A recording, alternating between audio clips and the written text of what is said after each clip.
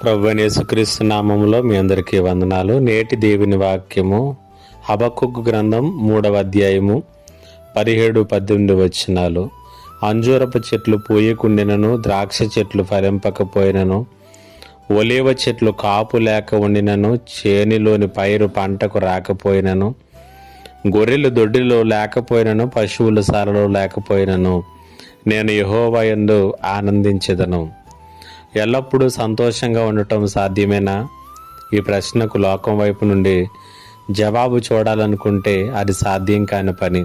కారణం, మనిషి ఆనందాన్ని భౌతిక విషయముల మీద కట్టుకుంటాడు. భౌతిక విషయముల మీద మనిషి ఆనందం ఆధారపడి ఉంటుంది. చెట్లన్నీ ఫలిస్తూ ఉంటే, పొలములో పైరు సమృద్ధిగా పండితే, శాలలో పశువులు ఆరోగ్యముతో ఉంటే, మన ఆరోగ్యం, ఆర్థిక స్థితిగతులు అన్నీ బాగుండి సవ్యంగా ఉంటే మనిషి ఆనందంగా ఉండగలడు. వీటిలో ఏరి గాడి తప్పిన ఆనందం ఆవరైపోతుంది.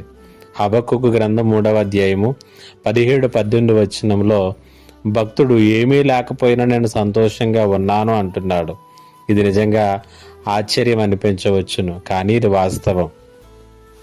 రిచర్డ్ డి హార్న్ అనేటువంటి భక్తుడు ఈ వచనం మీద స్పందిస్తూ, భౌతిక విషయముల మీద కాక ఆత్మీయ విషయముల మీద తమ జీవితములను కేంద్రీకరించుకున్న వారు జీవితంలోని క్లిష్ట పరిస్థితులలో సహితం వారు నిలబడి తట్టుకొని ముందు కొనసాగగలరు, ఆనందించగలుగుతారు, దేవుణ్ణి ఆరాధించగలుగుతారు అంటాడు. కాబట్టి దేవుని పిల్లలముగా మన జీవితములను ఆత్మ విషయముల మీద కేంద్రీకరించి కట్టుకున్నప్పుడు పేదరికంలో, కరువులో, శ్రమలో ఏమీ లేనప్పుడు కూడా సంతోషించటం అనేటువంటిది మన అనుభవంలోనికి వస్తుంది.